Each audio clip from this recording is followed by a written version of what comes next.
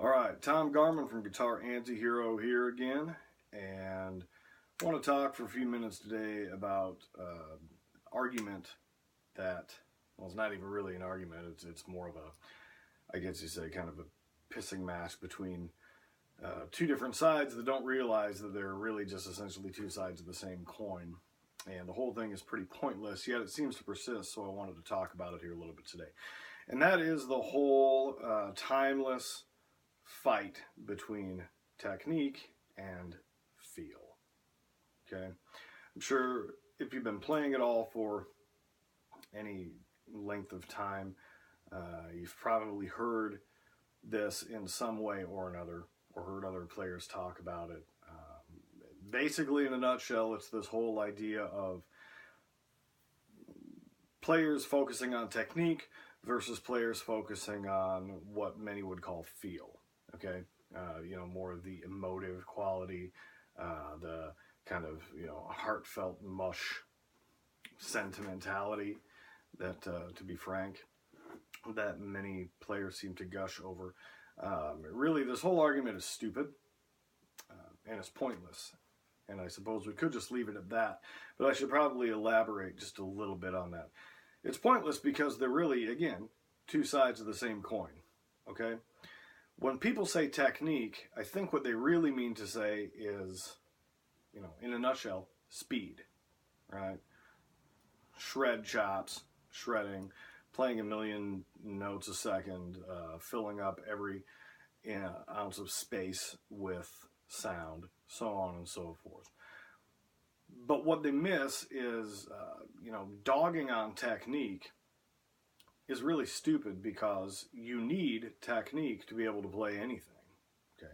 And the better your technique, the better you're going to be able to play, and the better you're going to be able to express those, innermost aspects of feel or feeling or whatever you want to call that, right? I mean, you could have the greatest ideas in the world, and none of them are going to mean anything if you can't physically express those ideas through your instrument, if you don't have the chops to pull it off, all right?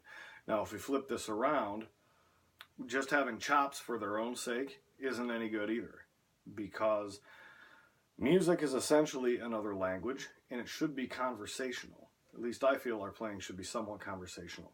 And if you're just focusing on chops without anything of note to really express or say, then it's kind of like somebody who's just talking a mile a minute and they never really get around to saying anything, but they never fucking shut up either, right? It's if you look at guitar playing as a sort of exercise, which it is to a degree, but if that's kind of the pinnacle of your playing goals and what you've accomplished, then in my mind you're really missing the boat there too. I am a sort of guitar player product of the 80s in terms of being a fan of technical playing and the whole kind of like shred movement that was really kicking off at the time. But again, chops without any substance is meaningless, right? It doesn't really mean anything, and it's kind of pointless.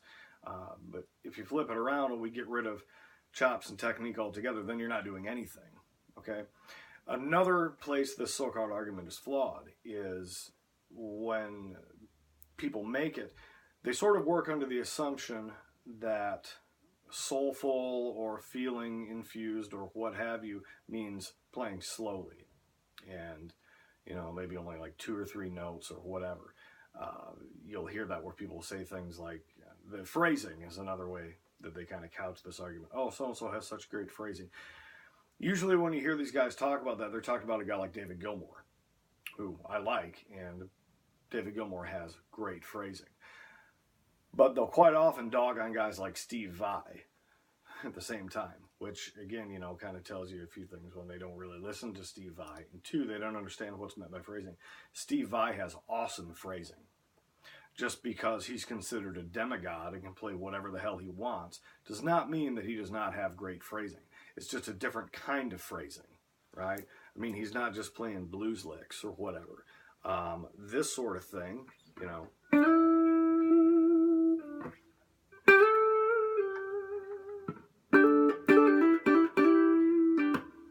whatever, people might hear that and say, oh yeah, that's more phrasing based, and it's cool because it's slow and there's some vibrato and whatever. Well, adding vibrato to a note and playing slowly does not mean that you're more legitimate as a musician than someone who does not do those things, right? Adding vibrato to the end of a note and playing more slowly does not mean you have any more quote-unquote feeling than anybody else who plays with any chops. Guitar players seem to be a little more susceptible to this than other musicians. I think this exists in most any genre and with most instruments, but it really seems like guitar players take this shit to heart.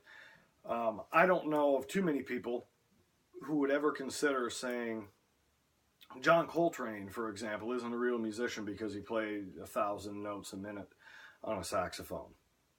No, John Coltrane is a fucking legend, you know. But if you hear somebody who's doing something at that level, or kind of like the guitar equivalent of a Coltrane, people want to bash on them.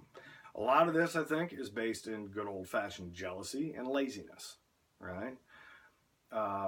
Not everybody wants to play fast and have superhuman technique and chops. But when we're so quick to dismiss these things, I think it usually points to something else is going on. Some sort of inadequacy, right? The whole moral of the fox and the grapes, right? Where the fox can't get the grapes, so he said, oh, they were sour anyway. I don't want to take the time to work up this skill set, so I'm just going to be lazy about it and then pretend that I don't like that sort of music and I don't have any desire to do that. I don't believe that's usually true. I think it is in some cases, but for the most part, I don't think that's true at all. I think these things are excuses. The thing is, again, like I mentioned before, music is another form of language, okay?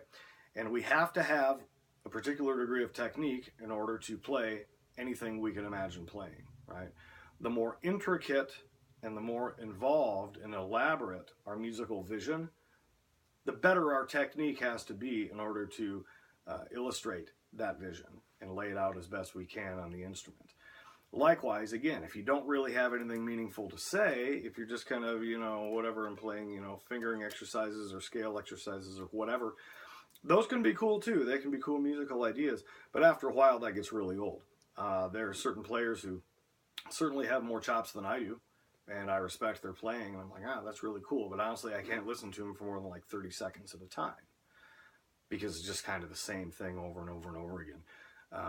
As I said earlier, you know, I'm kind of a guitar player product of the 80s. There was a time when if it wasn't just ripping fast and, you know, superhuman picking and all this other stuff, I didn't think it was worth listening to. My views have changed substantially over the years with that. I have gained a deeper understanding of the merits of just playing a couple notes and really milking those for all they're worth. You know, sometimes that is exactly what you need to do.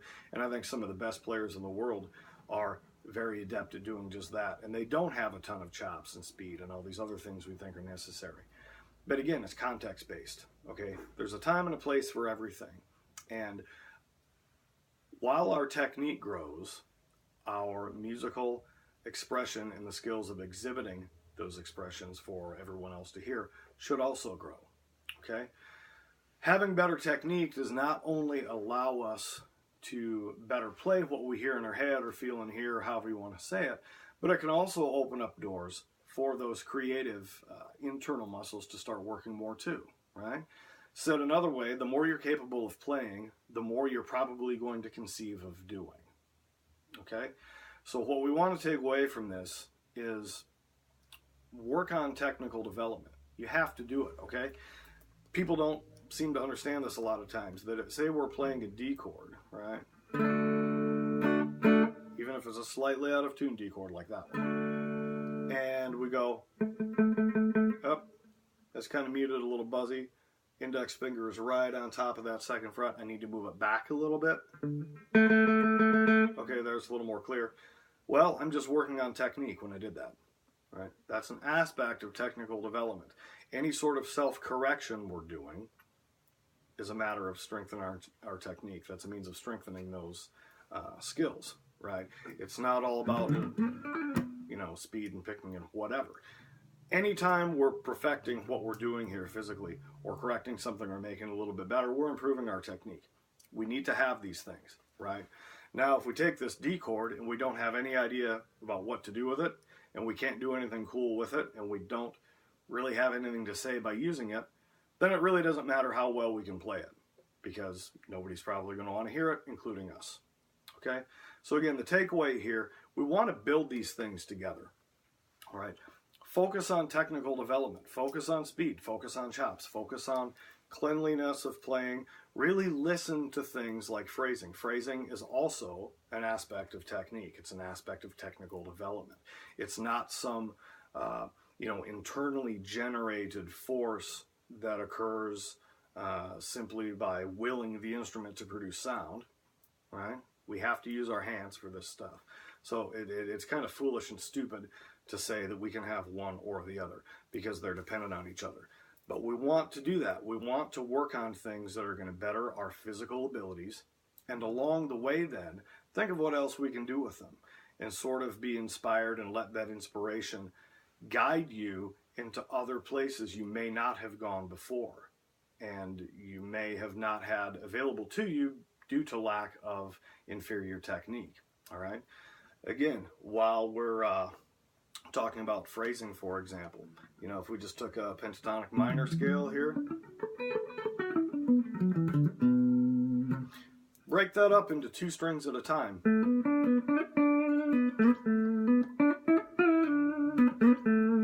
And just restrict yourself to those 2 strings, right?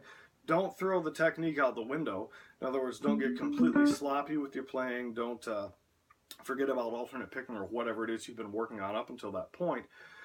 But when you have a degree of clean technique dialed in, then take it and see what else you can do with it.